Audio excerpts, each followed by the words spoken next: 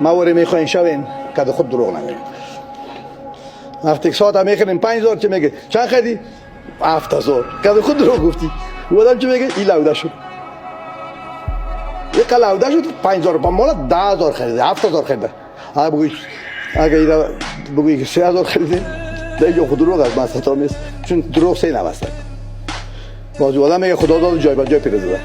سه نوع دروغ است برادرها. یک دروغ است که دو فامیل با هم میسازین، یک دروغ است که دشمن از سنگرتان نشان نمیتن، یک دروغ که من همیشه یک قسم دروغ یعنی سنگرت دشمن نشان میتید جب نولی بخوری رو میکشی دشمن رو طرف میزنی. این دروغ است. یک دروغ است که ناق دروغ میگین. یک دروغ است که فایده میکنین. بود اگر فایده میکنین دلتون دوزخ میخرین به خاطر فایده تون باز یک سر چت قسم میخورین با دروغ میگین با دجان وعده میزنین مثل که وقتی قسم گد میکنین خریدار 100 تا نفهمه. و می خاطر اگر میخواین که انسان خوب باشین همراه خود دروغ نگوین، همراه خدایتون دروغ نگوین، به خاطر غیبت نکنین، به خاطر که پیش خدا به یک پیسه میشین دیو تا ولامت سلام علیکم خوبه غیبت نکنین. پس کامیاب میباشین و همیشه الگویتان محمد مصطفی را قرار بدین. بس بخیر باشید.